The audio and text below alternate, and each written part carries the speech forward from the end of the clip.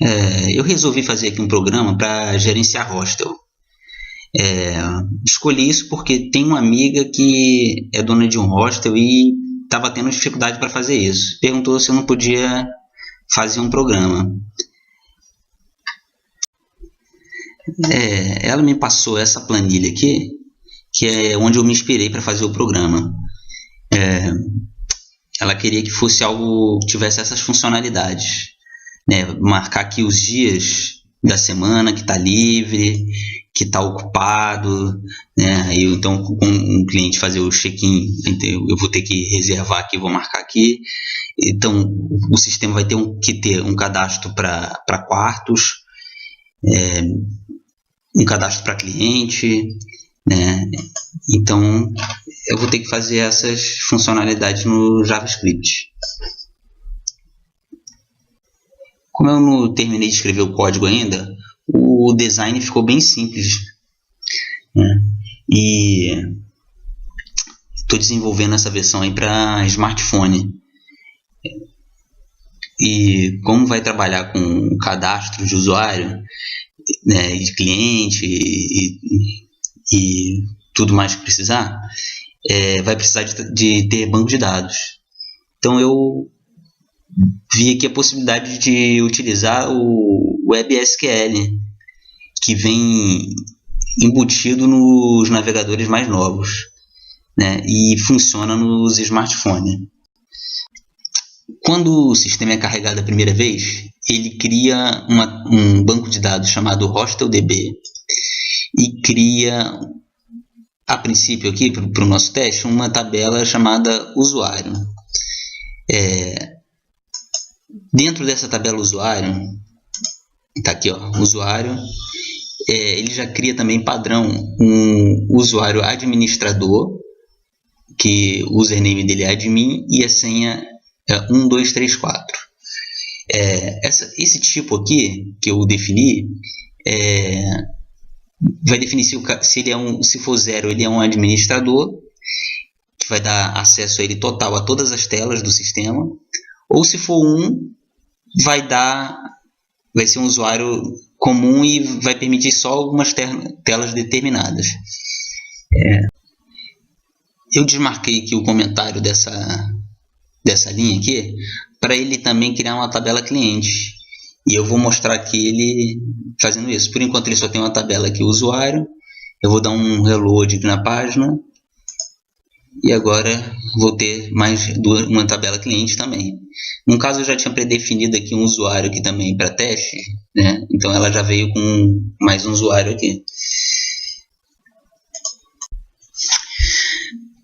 Quando o botão login for pressionado, ele vai executar essa função validar, que captura o valor dos inputs e guarda nessas variáveis aqui. E aí, sendo o admin, ele verifica se a senha é 1234 e chama a tela sistema HTML. Essa linha aqui, Session Storage, set item, como vai ocorrer embaixo novamente, eu vou falar dela mais tarde. Então vamos fazer a verificação aqui no sistema. Qualquer senha que eu colocar aqui que não for 1234, ele não vai entrar no sistema e vai me acusar um erro. Colocando a senha correta, então ele faz o login e entra no sistema. Se o usuário digitado não for o admin, então ele continua e executa novamente essas funções aqui para chamar o SQL. Essa função select permite varrer o banco de dados e procurar se vai ter um nome de usuário e uma senha conhecida. Se não tiver, ele vai retornar um valor 0 para essa variável. Então quer dizer que esse usuário não está cadastrado no banco de dados e vai dar um erro, né, de sem usuário incorreto. Se esse valor for maior do que 0, então ele vai executar essa função aqui. Session Storage set item. O Session Storage é um banco de dados temporário do navegador. Funciona só enquanto a sessão estiver ativa. quando você fecha o navegador, ele se perde essas informações.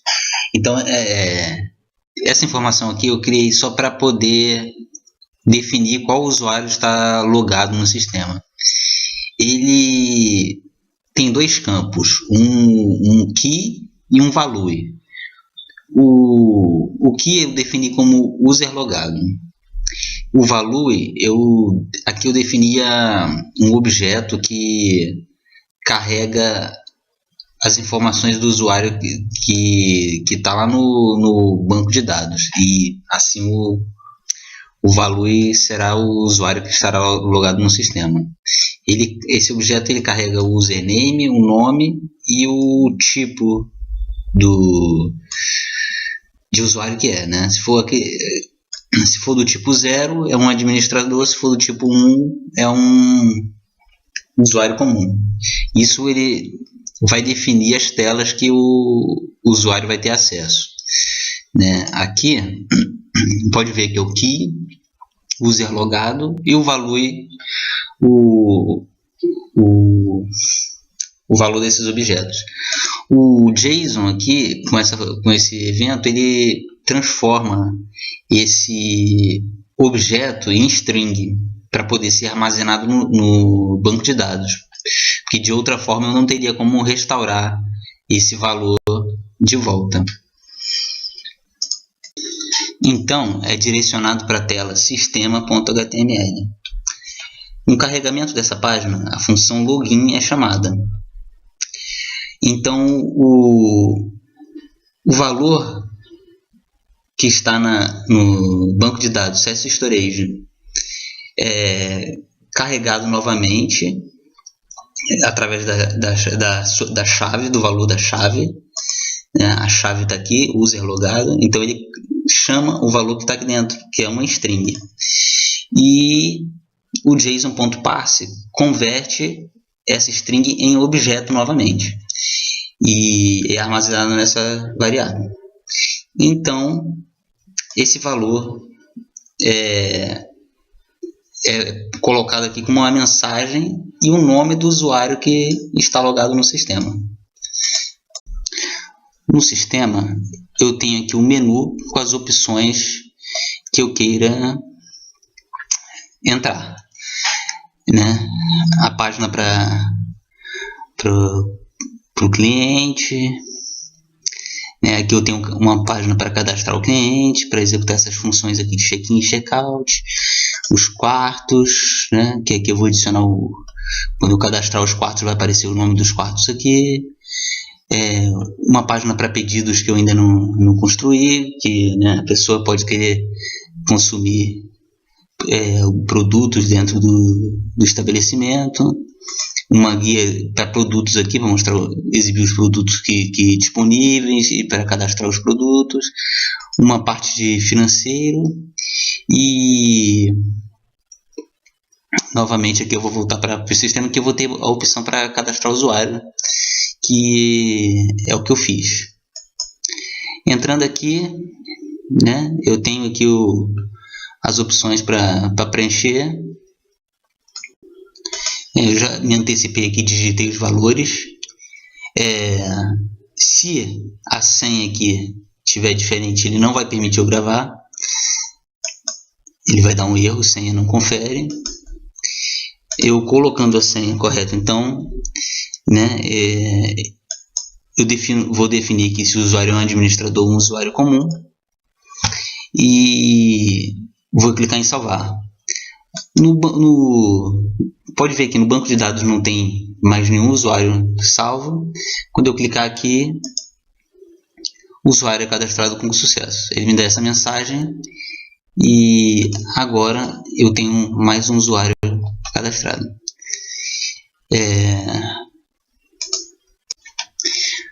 Bom, aqui no código, para executar aquele procedimento de gravar o usuário no campo, eu criei essa classe que vai servir de modelo para todas as operações aí de banco de dados, né? Que são o gravar, excluir, ler, né?